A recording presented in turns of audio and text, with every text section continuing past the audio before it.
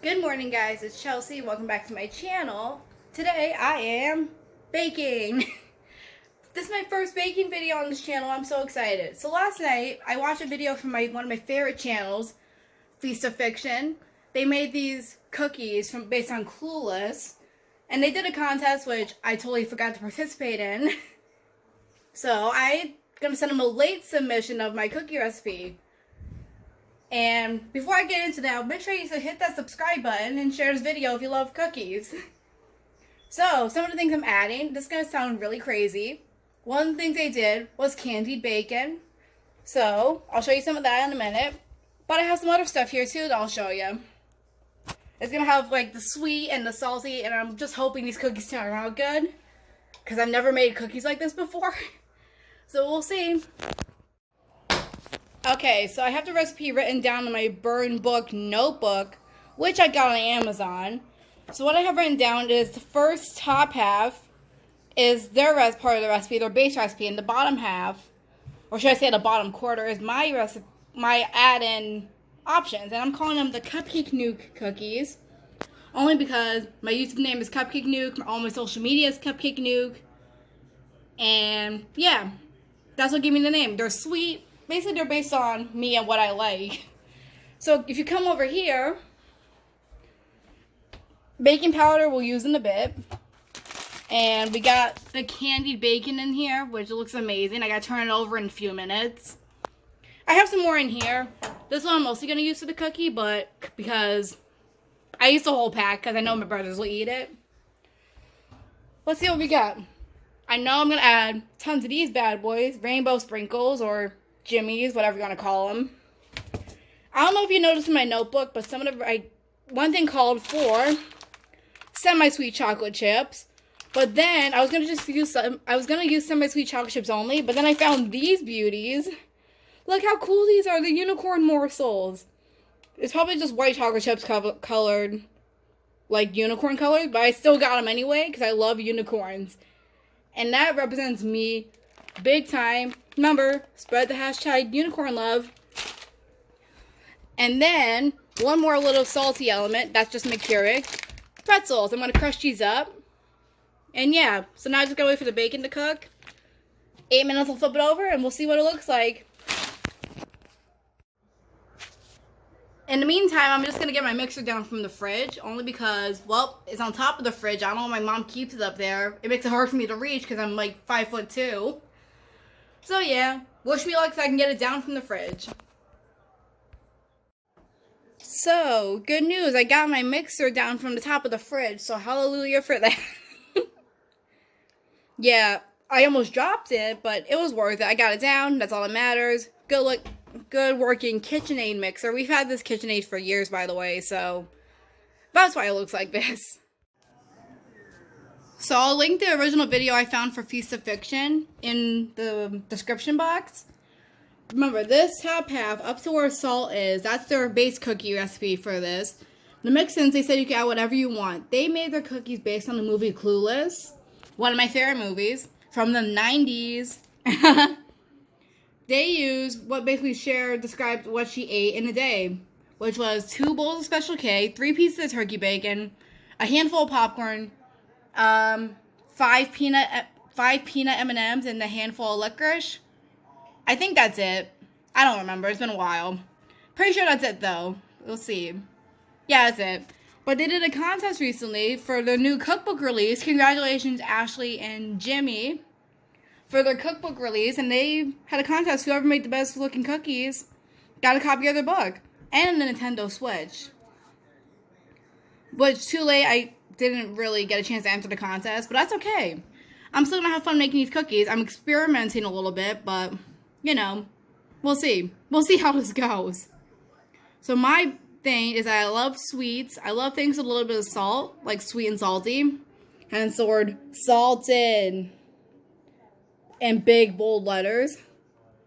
So the candy bacon, it's getting there. I chose, some reason got thicker slices of bacon. I would have used turkey bacon, but my family prefers the pork bacon, which I can understand that. Pork bacon is really good. What I did was I just coated it in brown sugar, threw it in the 350-degree oven. In a few minutes, I'll check on it, because I know it's not done yet. It's a thicker piece. But yeah, one thing I love, rainbows. Part of the rainbow sprinkles. Like, as you see, like I said, semi-sweet chocolate chips. But, you know, since I found those beautiful unicorn chips, I'm going to use half of those. I'm going to use half cup semi-sweet chocolate, half cup unicorn chips. I saw them like, oh, those look pretty. I mean, if you saw them at the grocery store, would you get them? I would hope you got them. Okay. Then the pretzels, I'm going to crush up a little bit. So that way it's not just big chunks of pretzel in the cookie. Bacon, I'm obviously going to chop because I don't want big strips of bacon in my cookie. I want all the flavors to melt together, look good, taste good. And if this works out, I'll post the link, the mix-ins and the recipe on my channel in the description box for you guys to make. Or you can just go to Feast of Fiction if you want to make their recipe. The base recipe I know is going to be good. It's just my crazy mix-ins I'm kind of concerned about. But we'll see. So let's check on our bacon.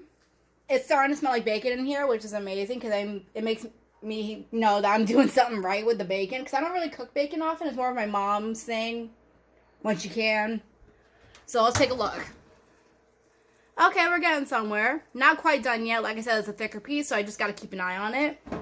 This one, I know it's not done yet because I just put it in not too long ago. I put it a little bit after the bacon in the big oven, but I didn't put it in beforehand. And this is my toaster oven, so it might take longer. Then again, I had less time to be in there, so we'll be back once it's done. So I took the first round of bacon out of the oven. However, we had a little bit of a mishap, which I did not get on camera. But some of the brown sugar and bacon grease landed on this pan when I had it lined with foil. So now I gotta let this soak for God knows how long. And then I gotta scrub it off, which is not a big deal, but I just figured I'd show you guys that. Make sure you use parchment paper and make sure you just make sure every part of the pan's coated. Unlike me, who now has bacon grease and brown sugar juice on it. So as you can see, I got my 2 sticks of softened butter. Make sure it's soft so it's easier to mix. Brown sugar and sugar. And now we're going to mix it on medium speed until light and fluffy. Yeah, don't do too high of a speed. From what I learned, that it gets all over the place. I've had this happen when I took cooking classes in high school. And yeah, it got all over me when I tried making chocolate chip cookies. So make sure you're doing at least a medium speed. If not a little bit higher. Don't go all the way to 10. I think it's the highest it goes to. Yeah, 10. Don't go that high. And we'll be back. One egg is next in the recipe. What I'm not going to try to do is do the one-handed egg crack. I'm not Rosanna Panzino, which check out her channel as well because she's amazing. So what I'm going to do, crack it in this little bowl. But I'm not doing it one-handed, so I got to put the camera down. Another reason why I cracked my egg in a separate bowl, one, so I make sure that say if you're making a cake or something, you can do it one at a time. And two, make sure you get no shells in there. That's another reason I didn't do the one-handed egg crack, because knowing me, I get shells everywhere, or you don't get shells in your mix. That's basically the main reason. Don't get shells in your mix. You don't want crunchy shells in your cookie. Next, we're going to slowly add our flour, baking soda, and baking powder. I did not add a little bit of salt because I accidentally used salted butter instead of regular butter. Regular unsalted butter. So I just got to balance it. I think it'll work out sweet and salty because these cookies are going to be sweet but also salty. So I'm just going to add a little bit in carefully and then start it at the lowest speed I can. Lock the mixer in place and 1, 2, 3. There we go. No mess this time. Yay. Usually when I do this, I accidentally set the mixer too high. But thankfully I didn't this time. Like I said, I'm no professional. I do this as a hobby. Okay. Now we can mix it up. The flour seems incorporated, which is great. Look at that. Now it's looking like cookie dough. One another important thing. If I can reach for my spatula. Scrape down the sides and the paddle so that way everything gets in.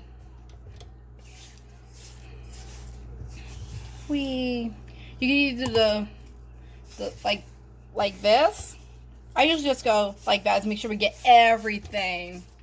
You don't want to waste any of this. Another thing I'm going to try not to do, eat raw cookie dough, because that can get you very sick unless you have cookie dough with no eggs and heat-treated flour. Don't eat raw cookie dough. I learned that when I was a kid. I'm like, yeah, it has raw egg in it, and sometimes flour can have salmonella in it. You want that to cook out. But if it's egg-free and heat-treated flour in it, then you can have some. But in this case, it doesn't have that. It just has regular all-purpose flour and an egg. So the next step is to add your final mix-ins. So like I said, I have rainbow sprinkles, which I have about a cup here. So I'm going to pour that in the most awkward way possible. The bacon, which I didn't really do a good job chopping it, but it happens. So I'm going to put this down for a second and add it. Or maybe I can do it one-handed. Oh, maybe it'll work. It worked for the most part. But that's right, I'll eat that piece. And this is really good. Then, chocolate chips and rainbow unicorn chips. Yay. I'm going to open these bags and I'll be right back. So, I added all my mix-ins. This looks wild. It looks so wild.